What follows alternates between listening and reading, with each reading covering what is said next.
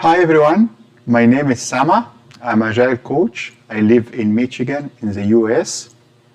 Today we're going to talk about short overview on Toyota Kata. Today's agenda have two slides. First slide talk about the two foundations of Toyota Kata. Second slide describes Toyota Kata. First, what is Toyota Kata? Toyota Kata is a way of thinking and practicing to achieve various goals. Thinking and practicing go hand in hand. So let's talk about thinking. Thinking is the first foundation, but it is not any thinking, it is scientific thinking. And the key concept about scientific thinking is knowing that ideas, no matter what, need to be tested. So ideas could be impressions or be biases, and without testing them really, we tend to jump to conclusions. Second aspect of scientific thinking is learning by comparing what we expect to happen with what actually happens and then adjusting based on the results. However, thinking cannot take us so far. We need to practice. And it is not any practice, we mean here deliberate practice. Deliberate practice about daily practice while getting daily feedback from a coach. And only growth happens if we practice.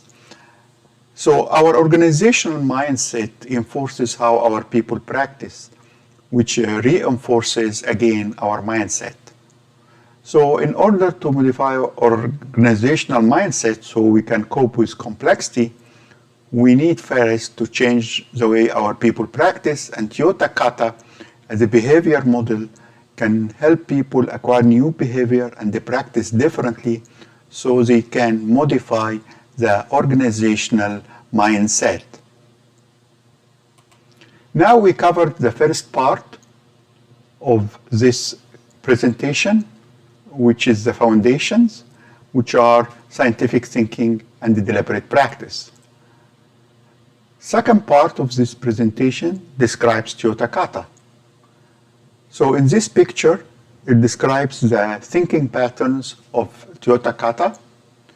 We have two main roles, the learner, who does the daily improvement and daily work, and the coach, who is involved daily with the learner to ensure the learner is practicing in the right way. And the Toyota Kata consists of two main thinking patterns, the improvement kata and coaching kata. They are one and the same. Improvement kata represent the steps in blue font, which are the steps the learner takes while being coached by the coach. And this coaching component of it is called the coaching kata. So let's start talking on this picture in more details. Our starting point first is need to understand the vision of the organization, which is something the organization commits to pursue for life. It is a long range, it's almost utopian ideal about value you want to provide for customers. After understanding the vision, we come to the next step, which is step one of the improvement kata, is to get the direction or a challenge. And this needs to come from the leaders. A challenge is a clearly described new customer experience that you would like to offer, which will cause you to stretch and grow. It is measurable, but you don't know yet how to achieve there. Once we understand the challenge, comes the second step of the improvement kata, which is grasping the current conditions, which is done by the learner while being coached by the coach. And during this step, we do detailed process analysis to get a baseline understanding of the current performance and operating patterns of the focus process.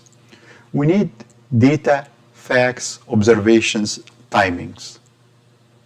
And the more time we spend here, the more we have more accurate understanding about our current condition. It is time well spent, and the coach intervention here is so important to ensure that grasping the current condition satisfy the expected outcome. The third step of Toyota Kata is to establish your next target condition. And establishing next target condition happens when the coach empowers the learner to portray a picture about how we would like to operate 1 to 4 weeks in the future. It requires a series of target conditions before we reach our challenge, and the target condition need to have an achieved by date and the desired operating pattern and an outcome metric. And understanding the target condition help us also to determine what we need to improve daily instead of what we can improve. So our improvement effort on daily basis are aligned with achieving the target condition. The space between the current condition and target condition is called the learning zone or uncertainty zone. It's not straight line from the current condition and target condition. We have complexity everywhere. So we maintain a list of obstacles in our way from the current condition to target condition. And we need to navigate this experimentally. Hence comes the fourth step of improvement kata, which is conduct experiments to get there. While coached by the coach, the learner design experiments in the form of PDCA cycles, plan, do, check, act. Each experiment is meant to address a certain obstacle. However, there is a foundational concept here in navigating the learning zone, which is threshold of knowledge. Threshold of knowledge is the point beyond which the learner cannot see. So when the learner designs an experiment, he designs the experiment on the boundary of this threshold of knowledge.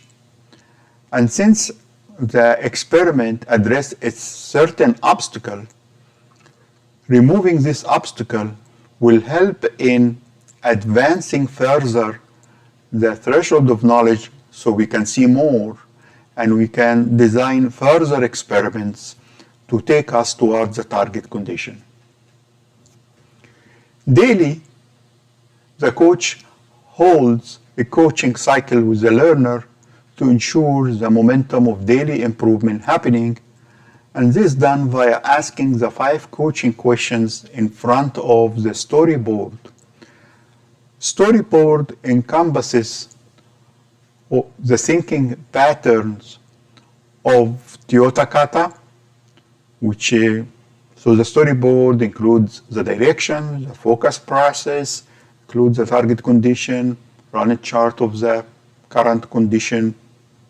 It includes experimentation log, and it also includes list of obstacles. And this conversation is meant for learning and is meant for the coach to understand how the learner thinks so he can bring him to the corridor of scientific thinking and acting. So the coach needs to bring safety to the conversation and allow the learner to have reflections. So this might change the learner mind, and therefore it change what he will do in the next step and maybe change his thinking about the step at hand. So let's summarize. Today we covered 2 parts. The first part was the 2 foundations of Toyota Kata, which are scientific thinking and deliberate practice. And the second part, we covered description of Toyota Kata at a high level. Thank you for watching this video. Have a great day.